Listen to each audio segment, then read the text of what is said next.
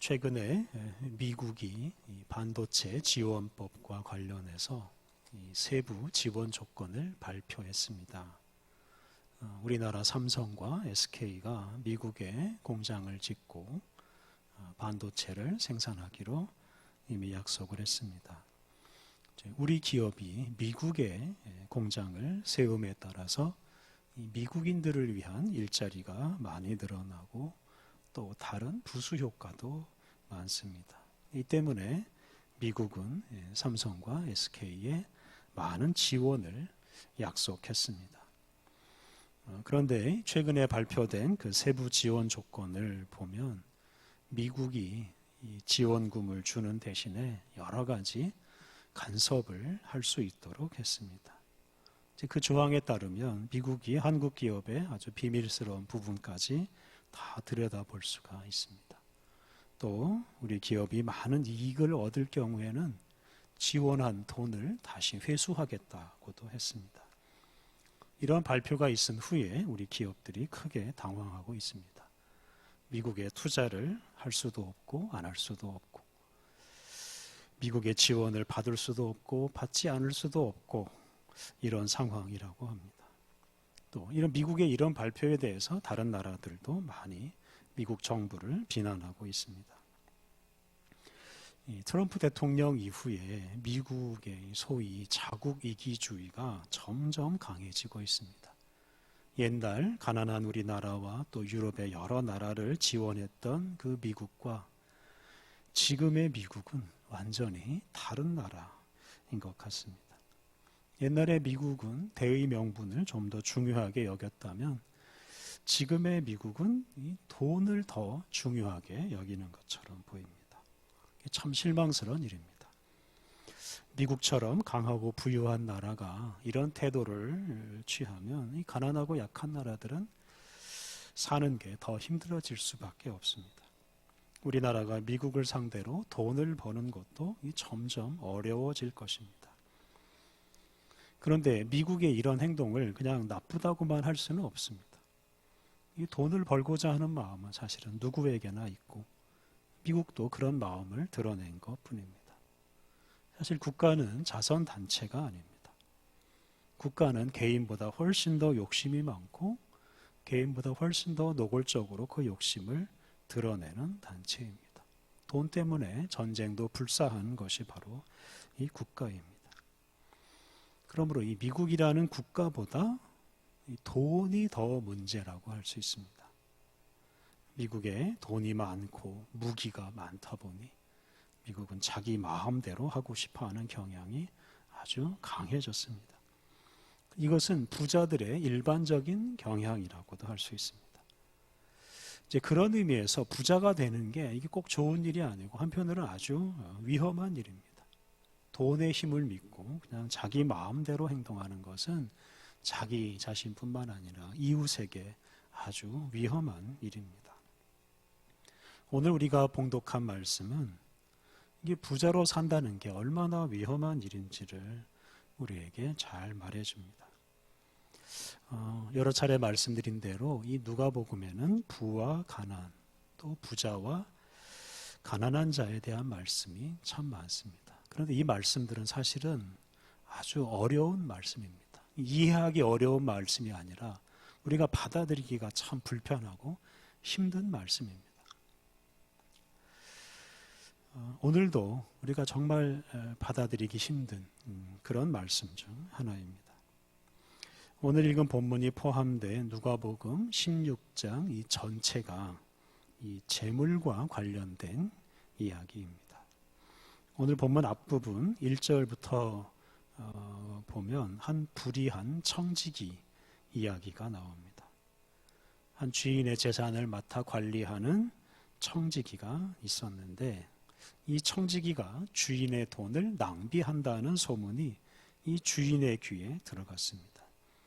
이에 주인이 청지기를 불러다 놓고 이제 회계 감사를 하려고 하였습니다.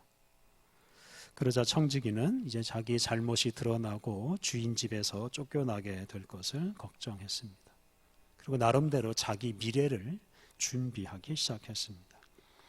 청지기가 이 주인에게 빚진 사람들을 다 불러다가 자기 마음대로 그 채무자들의 빚을 탕감해 주었습니다.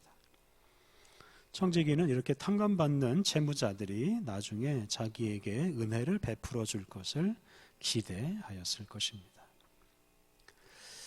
그런데 8절 말씀을 보면 주인이 이 청지기가 한 일을 오히려 칭찬을 합니다. 이 주인의 재산을 탕진했는데도 불구하고 주인이 이 청지기를 칭찬한 것은 참 이상한 일입니다. 근데 여기에서 강조하는 게 있습니다. 이 주인이 이 청지기를 칭찬한 이유는 바로 이 청지기가 돈을 잘 썼기 때문입니다. 청지기는 이 채무자, 이 가난한 사람이죠. 이 빚지는 사람들은 다 가난한 사람들이었으니까요. 이 가난한 사람들을 도왔고 그것으로 자기의 다가올 미래를 대비했습니다. 일반적으로는 사람들이 자기의 미래를 위해서 돈을 쌓아둡니다. 저축도 하고 연금도 들면서 자기의 미래를 미리미리 준비합니다. 그런데 예수님께서는 그렇게 자기의 미래를 위해서 재산을 쌓아두는 사람은 어리석은 사람이라고 평가하시고, 반면에 자기 미래를 위해서 재물을 사용하는 사람은 지혜로운 사람이라고 말씀하십니다. 9절을 보면 예수님께서 재물을 사용해서 친구를 사귀면 그 재물이 없어질 때 그 친구들이 그 재물을 사용한 사람을 영원한 처소로 하나님 나라로 인도해 줄 것이라고 하셨습니다. 다른 말로 하면 재물을 사용해서 자기를 영원한 처소로 인도해 줄 친구들을 많이 사귀어라 라고 예수님께서 말씀하셨습니다. 이 말씀을 반대로 이해하면 어떻게 됩니까? 재물을 쌓아두기만 하고 재물을 쓰지 않는 사람은 영원한 처소에 갈 수가 없다는 뜻이 됩니다. 그러니까 재물을 잘 쌓아두는 게 아니라 재물을 잘 처분하는 것이 훨씬 더 중요합니다. 오늘 본문 앞에 있는 13절 말씀을 보면 예수님께서는 재물을 포기하라 라고 말씀하십니다. 13절 말씀을 제가 읽겠습니다. 집 하인이 두 주인을 섬길 수 없나니 혹 이를 미워하고 저를 사랑하거나 혹 이를 중히 여기고 저를 경히 여길 것임이니라. 너희는 하나님과 재물을 겸하여 섬길 수 없느니라. 집에서 일하는 하인은 두 주인을 섬길 수가 없습니다. 만약에 한 하인이 두 주인을 섬기려다 보면 두 주인을 똑같이 대할 수가 없습니다. 어느 한편을 더 사랑하거나 더 중요하게 여길 수밖에 없습니다. 이제 그렇게 되다 보면 사실은 두 주인을 다 섬길 수도 없습니다.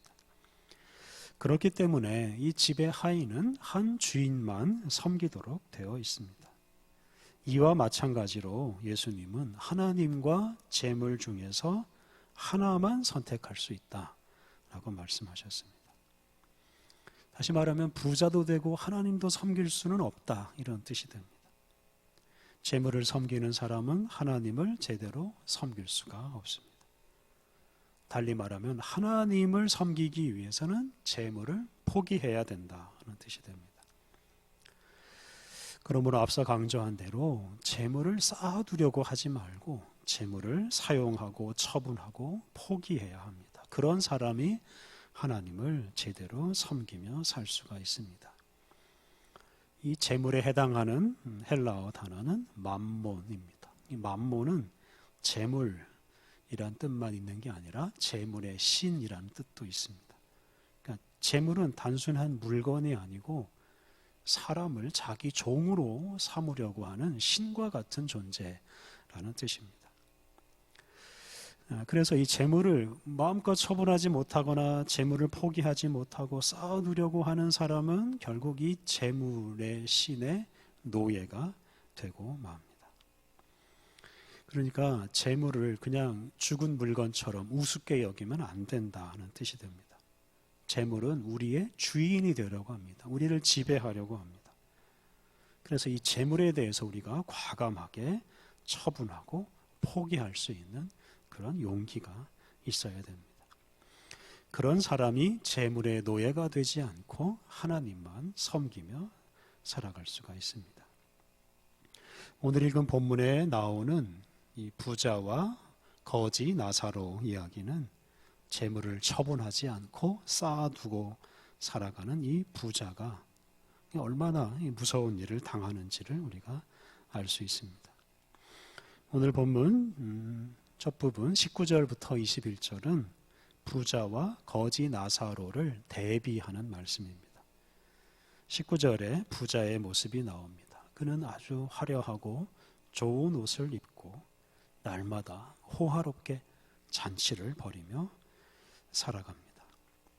20절과 21절에는 이 부자와 대비되는 거지 나사로의 모습이 나옵니다. 거지 나사로는 그 부잣집 대문 앞에서 노숙하는 사람이었습니다. 그의 온 몸이 헐어 있었고 부자의 집에서 나오는 음식물 쓰레기를 먹으며 살았습니다. 심지어 이 개가 그 나사로의 헐은 몸을 핥았습니다. 여러분은 이 부자와 거지 나사로 중 어떤 사람처럼 살고 싶으십니까? 다들 부자처럼 살고 싶어 할 것입니다. 그런데 이렇게 부자로 사는 게 얼마나 위험한 일인지를 22절 이하에 나오는 말씀을 보면 우리가 알 수 있습니다. 22절 이하 말씀을 보면 이 부자와 나사로의 처지가 완전히 바뀌고 맙니다. 22절을 보면 두 사람이 다 죽습니다. 건강하지 못한 거지 나사로가 먼저 죽는데요. 그는 천사에게 받들려서 아브라함의 품에 들어갔습니다. 아브라함의 품에 들어갔다는 것은 이 죽음 이후에 아주 영화로운 모습으로 살았다는 뜻입니다. 이렇게 부자는, 이 나사로는 살았을 때하고는 정반대 모습으로 살아가게 되었습니다. 23절, 24절을 보면 이 부자의 모습이 나옵니다. 23절, 24절 그가 음부에서 고통 중에 눈을 들어 멀리 아브라함과 그의 품에 있는 나사로를 보고 불러 이르되 아버지 아브라함이여 나를 긍휼히 여기사 나사로를 보내어 그 손가락 끝에 물을 찍어 내 혀를 서늘하게 하소서. 내가 이 불꽃 가운데서 괴로워하나이다. 이 부자가 이 음부 즉 죽은 자들의 세계에서 아주 큰 고생을 합니다. 그곳에는 불이 있습니다. 불이 있으니 얼마나 뜨겁고 얼마나 목이 마르겠습니까? 그는 아브라함과 나사로를 보고 자기에게 물을 조금이라도 좀 보내달라고 요청을 합니다. 부자는 이렇게 죽음 이후에 아주 극도의 고통을 겪으며 살았습니다. 이렇게 부자와 거지 나사로의 처지가 살았을 때하고는 완전히 뒤바뀌었습니다. 그렇다면 왜 이렇게 처지가 바뀌었겠습니까?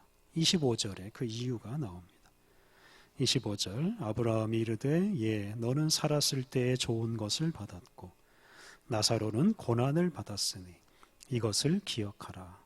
이제 그는 여기서 위로를 받고 너는 괴로움을 받느니라. 아브라함은 부자는 살았을 때 좋은 것을 받았기 때문에 괴로움을 당하는 것이 마땅하다고 말했고 나사로는 살았을 때 고난을 받았기 때문에 위로받는 것이 마땅하다라고 말했습니다. 다른 말로 하면 살았을 때 부자로 살았던 부유하게 살았던 이 부자는 괴로움을 당해야 하고 가난했던 나사로는 위로를 받아야 한다는 것입니다.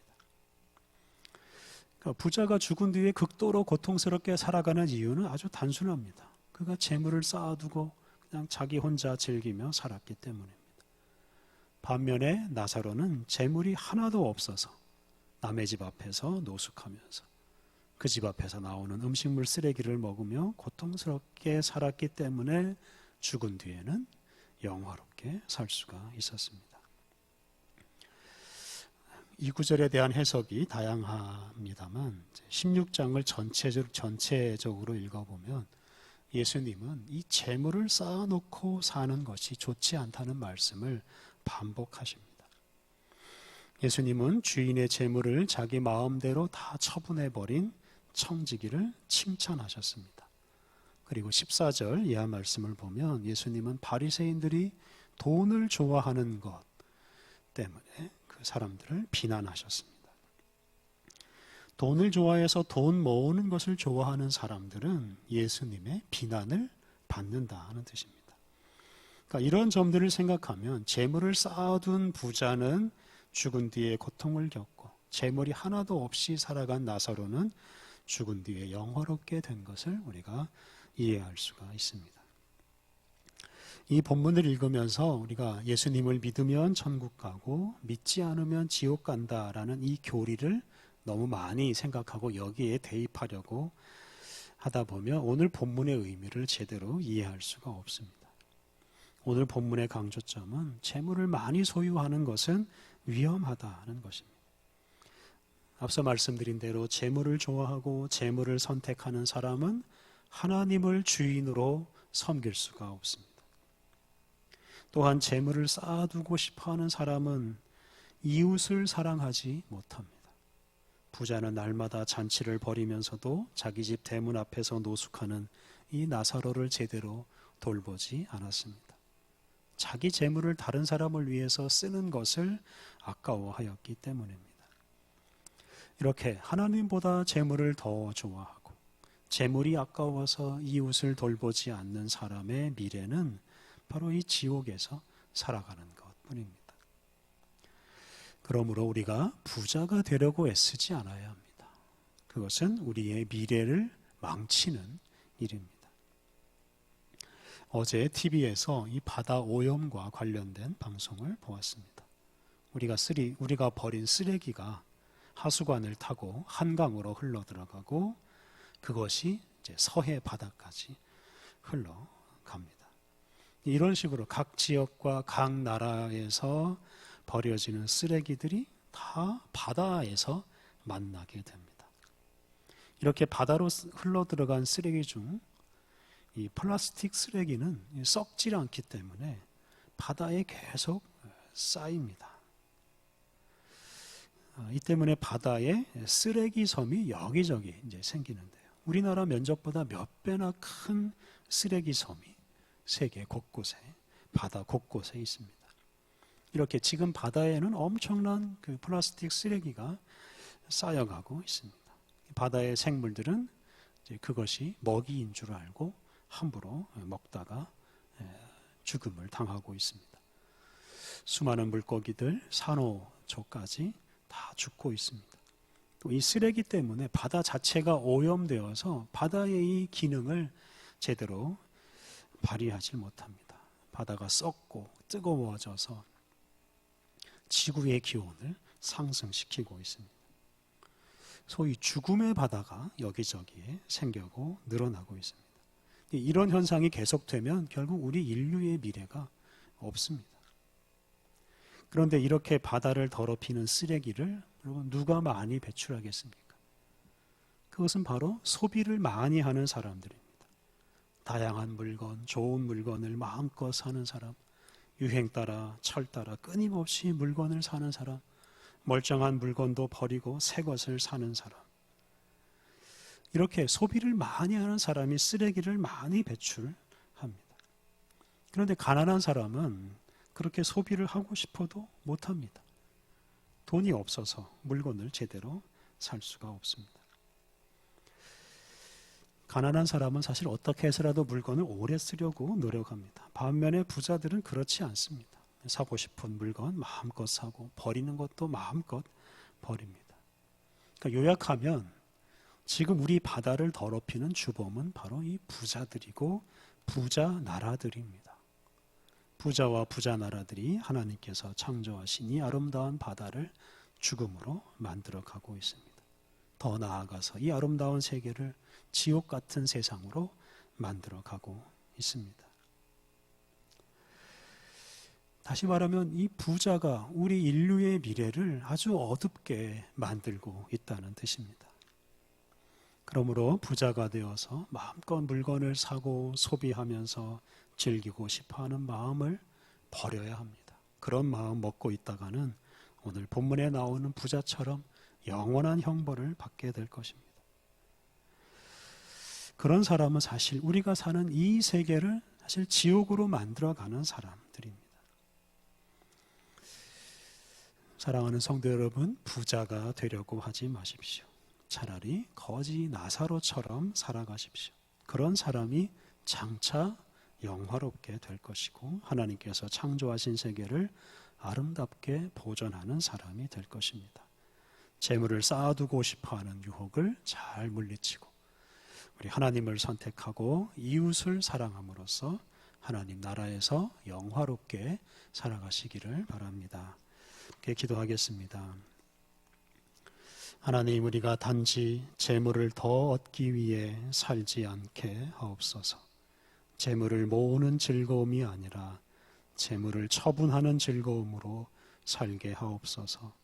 부자를 부러워하거나 가난하게 사는 것을 부끄럽게 생각하지 않게 하옵소서. 하나님, 부자와 부유한 나라들이 지구 환경을 망가뜨리고 지옥 같은 세상을 만들어가고 있습니다. 재물을 쌓아두는 것의 해악을 우리가 깊이 인식하고 주님의 영광을 위해 기꺼이 가난을 선택하게 하옵소서.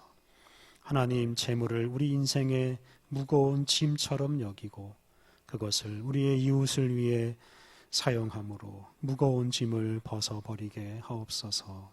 예수님의 이름으로 기도드립니다. 아멘.